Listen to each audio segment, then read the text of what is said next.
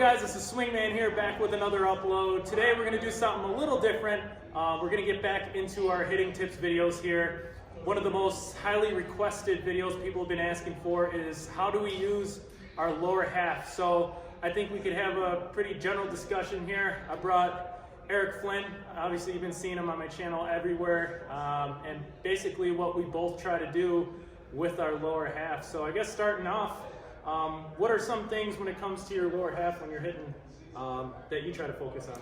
Well, one big thing is trying to load into that back hip. So I really want to feel like all my weight and like all the energy in my body is shifting into my back hip. So my right hip, I'm a right-handed hitter, my right hip, and I'm trying to make sure that when I load, that I stay back on that back hip and I don't let that weight shift forward at all when I begin to swing. Yeah, and that's definitely that's something I also try to do. As far as a word I like to use is like staying engaged. So we want to try to stay relaxed in the box, have a slight aggressiveness to our stance, but then grab onto that engagement with our back hip and don't let go of it. It's going to help us stay behind the ball, and also it has a lot of things that happen well with the rest of our swing if we keep that backside with us. You know, we've both been there. You know, we got our finishes don't really match up to what they used to be.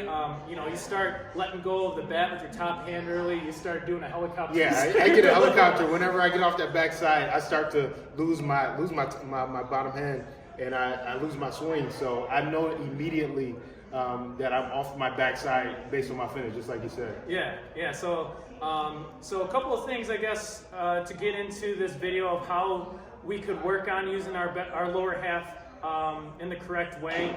First is to explain what it does for our swing. So I guess we could, standing up. So first I'll just start with what I focus on, and then I want you to explain to me when you're stepping in the box some things you focus on as far as what we're trying to do is in regards to our setup. So for me, what's important for me is understanding my hitting zone.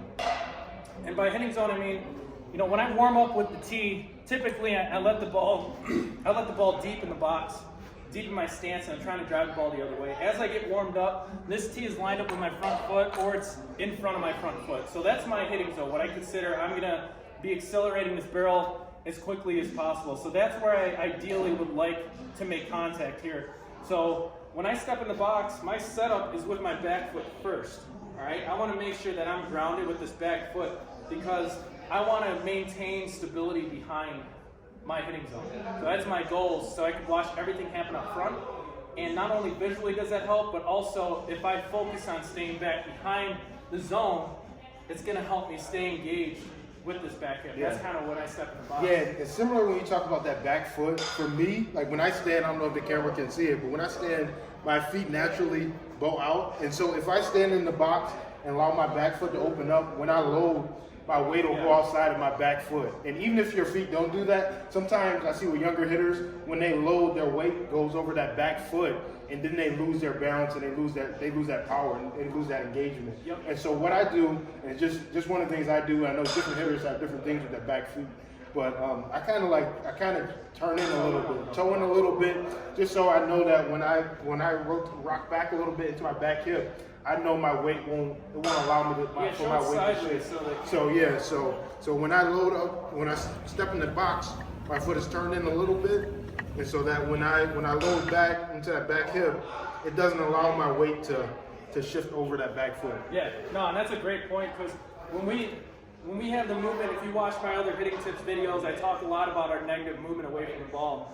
If we had that movement over our back foot this way, it causes a lot of body movement, a lot of head movement. If we could keep that weight on the inside, I could transfer this weight to that back leg and then keep stability with my eyes.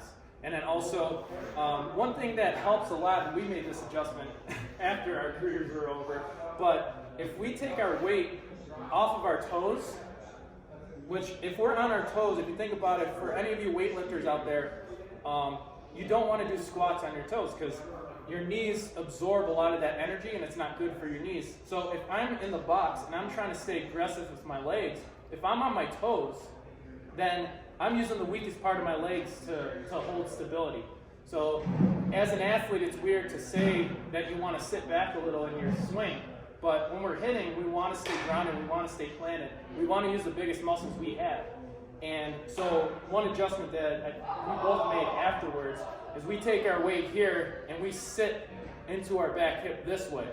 It's going to help us stay more stable, and it's also going to, now if I transfer that weight back, instead of us being on our knees and almost acting like this spring back here, now I'm absorbing this weight on my back half, so now it's here, and everything's controlled. And that's something that I need to do my whole career. Yeah. And it's almost, and it feels like you're almost sitting into that back hip sometimes. That's something that I hear a lot of people say. So you don't want to feel like that weight is here. You want to feel like that weight, you're sitting into that back hip. You feel that weight there. Yeah. So I think that's a good way when you set up in the box. If you're struggling staying back, if you're struggling using your lower half, the first adjustment is getting back a little bit on your heels if you're not already.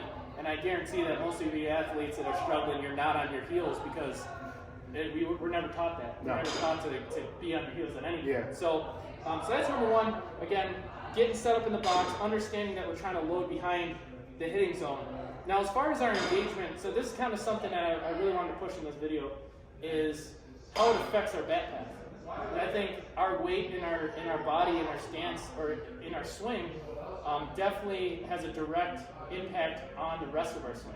And that's what it can get frustrating for hitters, right? Like, that's what say you're casting your hands when it can be your lower half that's causing. And that's what killed my career, like my college career, is because I never stayed behind the hitting zone, and so every time I swing, like my body was here and my bat dragged, and I was in and out of the hitting zone because I didn't give my body, I didn't allow my hands a chance to swing, to keep a clean bat path through the zone. So. Yeah, absolutely, and that's where I think, as far as my career went, I just had naturally good hands. You too. I mean, you had great hands, and as far as us being able to, play D1 college, play some pro ball and stuff like that for both of us, we never even unlocked anything. So it's insane, and I mean, it's easy to say you guys watch our videos, but we go, we do men's leagues now. Obviously, the pitching's not as good, but even like our batting practice, even our approaches just in those games, because even when we're playing pro, it wasn't like we weren't playing in these leagues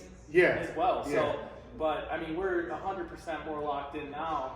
The fact that we know our swing more so, and again, it's so important to develop a good lower half. And if you're a guy out there and you're taking hacks and you're wondering, I'm rolling everything over, the first thing people think about is your upper body. And I guess in layman's, if I were to explain it, if I'm a hitter here, okay, and say this is my pitch I'm trying to hit, right down the middle, right here out in front of me. If I drift forward to my front leg and I let this leg straighten out, but you'll see a lot of young hitters when they hit, they'll end up like this. You'll see a push to their outer hip. You'll see this back leg drag. So if I get to that position here, basically I just created a pivot point for my body. So when I go to attack the ball, I'm basically going to pull this front side through here, and then now you can watch the barrel from that camera angle. My barrel comes out around this ball and I roll it over. If I were to take this weight and sink it into this back hip here, so now when I attack the ball, I can fire this backside properly and watch my hands.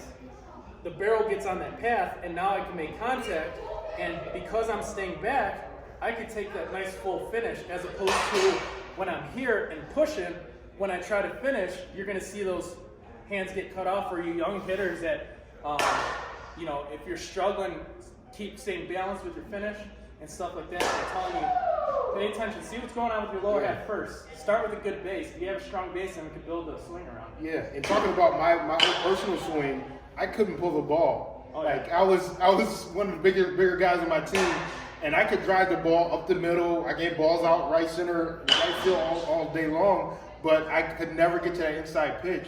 And so I don't know if you want to demonstrate again. Like if you're trying to hit this inside pitch, if you're trying to hit that inside pitch, and your first move is forward, your hands can never get to that ball. Only way you can get to that ball is by just trying to. One of my coaches always say, you chicken wing with this front arm. You try to chicken wing with this front arm to try to get through, and you're beat. You're done. You can't do anything with that pitch. Absolutely. And there's nothing behind it. And that's where, I take this pitch, if I'm standing here in the box, deep in the box, I preferably, it's completely up to you as a hitter, but if I take this pitch right here, now this is on a tee, all right? And this is something you can practice when you're in the cage and stuff, and we do it all the time. And we talk about it on the field, because you guys seen videos of us hitting tee on the field. We do that pretty much any game we can. So when either one of us isn't staying behind the ball, the other one can tell immediately. Yeah. So if you're getting here and trying to hit this ball, you'll see the top spin when it comes off. When we're trying to hit home runs out of the park, because that's all we try to do. If we get here and try to pull up, you're going to see that chicken wing arm, just like Eric explained. But then we're going to create top spin when we come through. Right? It's really tough for me to keep my eyes on that ball, because this front shoulder, front hip, everything's pulling off. So what we try to work on with these inside pitches is maintaining our body back behind the hitting zone. So now you can see that's on the inside corner.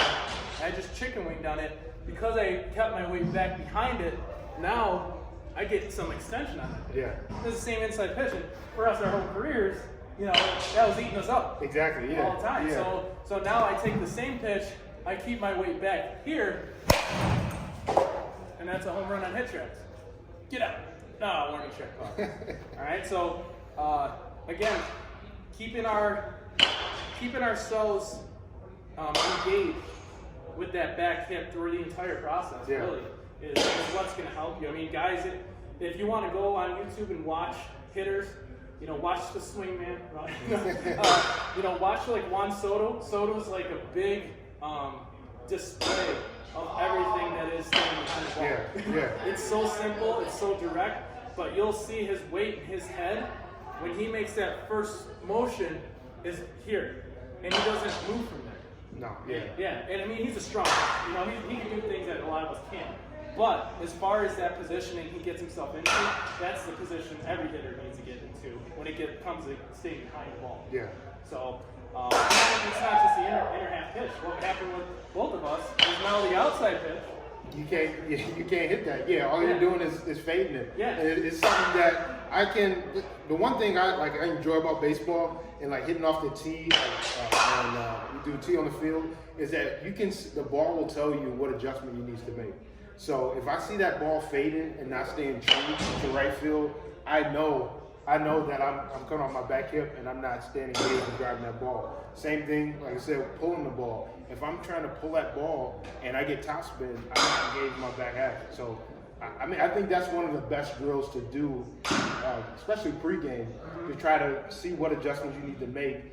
Is if you have the opportunity to hit tee on the field, and it's immediate feedback. Every swing is going to give you immediate feedback, and you can make that quick adjustment. Absolutely. And we do that as much as we can. Yeah, we get time to hit tee on the field. It sounds ridiculous, but get some guys shagging and alternate, and you could see the carry. If we're staying behind the ball, we'll tell each other immediately, like, it's going to be a good day. Yeah. But it is. I mean, when you have time to make that adjustment, you're going to get yourself locked in, more times than not. And if you could start there, game of baseball is tough enough, but if we could engage and stay locked in, stay playing with our lower half, we're already a step ahead, when it comes to hitting. So as far as, I guess the last thing we'll get into, we talked a little bit about tee. Were there any drills that you think you did or done in the past that, or an approach that you try to go for that helped you the most with your back? I know one drill that we do when we're hitting off the tee is we try to, so we'll do our normal rounds, working through the middle, and then we'll set this tee on the inner half, and try to stay through the middle. Try to hit that ball through the middle. And so if we're getting on our front half, we have nothing behind that baseball. So that forces us to stay back, and the only way we can drive this ball through the middle, I want to hit, but I don't want to destroy the camera. But the only way we can stay through the middle is if we stay engaged on our back half and give our hands a chance to get through the baseball. Yeah, no, absolutely. And I mean, we could cut to a shot of that too. Okay. But yeah, as far as that's a great drill. I like that one too. I did that, you know, I do that with my lessons all the time as far as moving that pitch inside, keeping it a little deep in our stance, so it forces you to stay back in the ball. Absolutely. One of my favorite ones, just for not only for you know, how it shows me the impact, but also for the fun of it, is when we set up and in. You know, and I'm talking about here and high. So we set it out up in front. So this is, you know, the money pitch. This is the 3-1 cookie that we're looking for. But if you set that up on the field and we're just rolling over, you know, hard shots over the first base, for me, over the first baseman's head, then I know that my body's getting here and I'm pulling too much like this. All right. So a quick adjustment for me is to stay a little more relaxed, get my weight back first. Here, get my head back behind the ball. So now when I attack this up and in pitch, I'm here, and I could attack with my backside, and it'll create great backspin. I'll get a nice launch angle. That's a big popular term nowadays. But that creates natural launch angle just by focusing on that. I'm not trying to elevate anymore. All I'm doing is positioning my body in a way. The contact point's elevating that ball. That's probably my favorite drill. And I think that term, like just getting your body in the right position so that you can do whatever you need to do. Because whether you need to, like if you get this pitch middle in and you need to drive it through the middle, if your body isn't in the right position to hit that pitch, you'll never have a chance to hit it hard. Inside pitch, you're trying to pull it. If your body is not in the right position, you can't do damage. And so I know a lot of times hitters will be in a situation where it's like, man, I got my pitch and I missed it. And it's like, I just didn't get my body in the right position so that I could be successful. And so I feel like if you can be early and put your body in the right position, I mean, you can do damage. You can do damage. Absolutely. And that's where, you know, a video like this, I hope like some of this stuff helps you guys out. But what ties it all together is the rhythm and timing of it all. You know, so we could do all this stuff, we could correct this stuff, get the T work down. Getting all this stuff tied together with great rhythm and timing is the key to unlocking everything. So, but yeah, I mean, besides that, that's pretty much what we try to do. I mean, we try to work on the same stuff. I feel like we're very similar now. Really, Before it was ridiculous. Somehow we're the same type of hitter now, but yeah, I hope this video helped you guys. And again, stay tuned.